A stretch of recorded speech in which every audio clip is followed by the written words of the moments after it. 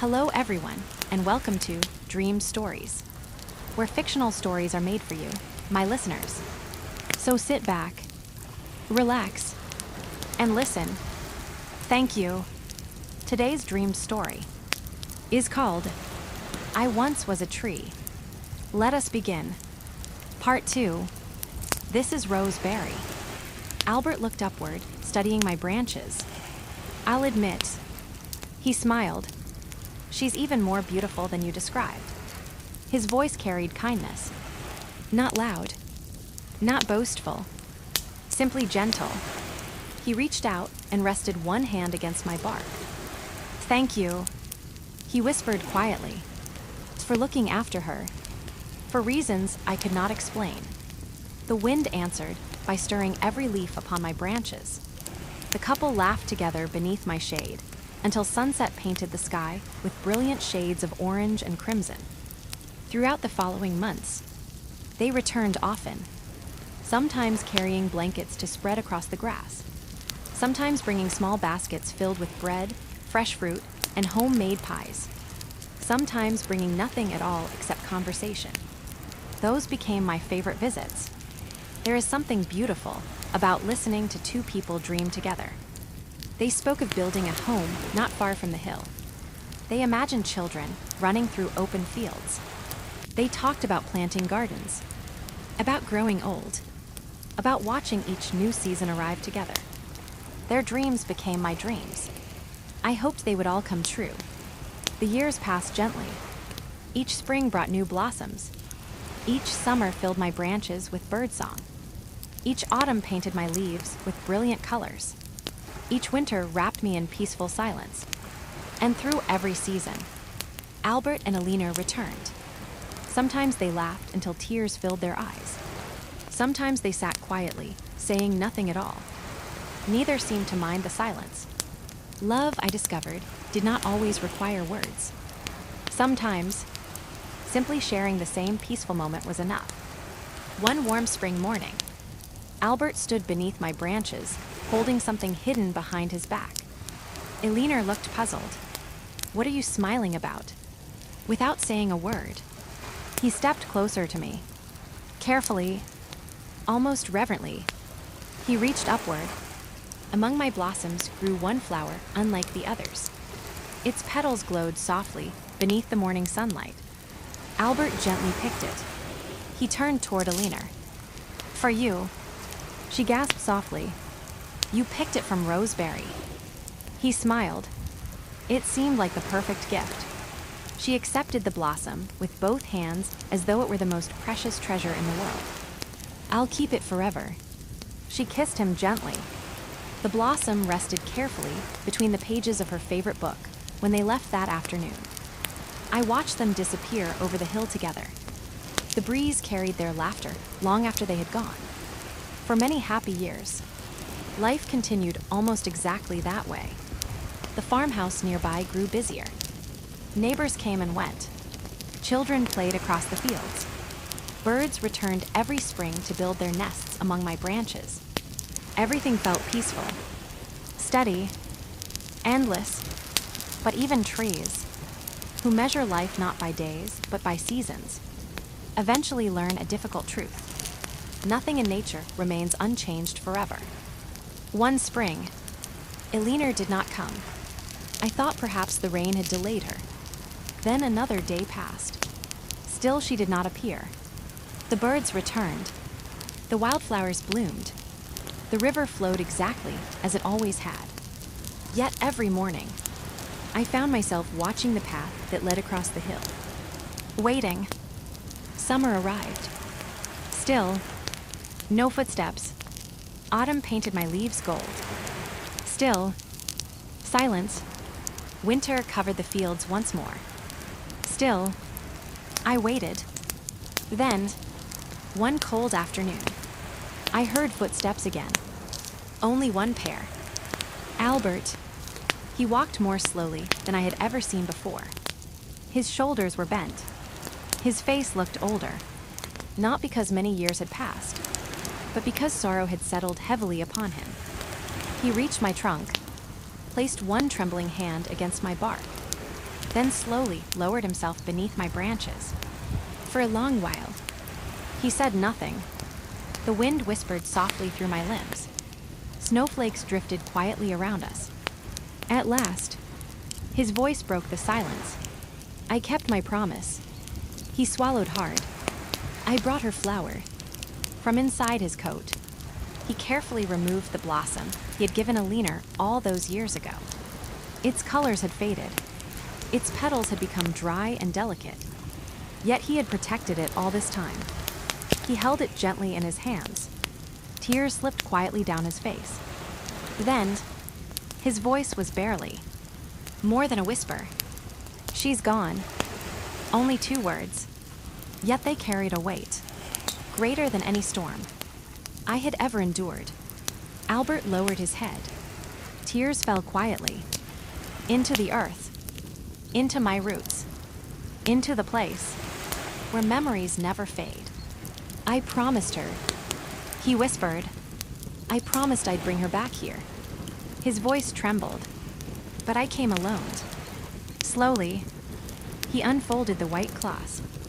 Inside rested the single rose, the same rose he had taken from my branches so many seasons before. Its petals had dried, its color had faded, but he had protected it. Every day, every season, every year, he held it gently, as though it were still blooming. As long as I have this, he whispered, I still have part of her. The breeze moved softly. Through my branches, several blossoms drifted downward. One by one, they settled around Albert, like silent companions, like gentle reminders that love never truly disappears. He remained beneath my shade until the sun disappeared beyond the horizon. As the first stars appeared, Albert slowly stood. Before leaving, he placed one hand upon my trunk, just as Alina always had. Thank you, he whispered, for watching over her. Then, he walked away. His footsteps faded. Into the distance, the hill became quiet once more. Yet somehow, it no longer felt empty, because every laugh Alina shared still echoed among my branches. Every story she told still rested within my roots. Every dream, every hope, every tear, the earth had accepted them all. And the earth never forgets. I remained standing, watching another sunrise, then another, waiting, not because I expected yesterday to return, but because hope has always lived within trees. Even after the harshest winter, we believe spring will come again. And one day, many years later, it did. Just not in the way I expected. Time has a curious way of moving.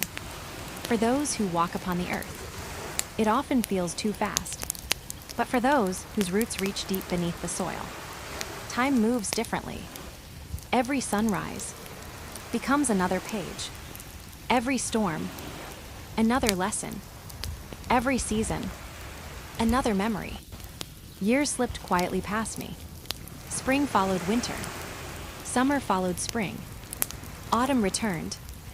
And winter always found its way home. My branches grew. Birds built new nests each year. Children climbed the lower limbs that had once been no thicker than Alina's fingers. Families gathered beneath my shade. Some came to rest. Others came to celebrate. Many came simply because the hill was peaceful. Few knew why, but I knew. Love leaves traces, and this hill had been filled with it. Albert returned often.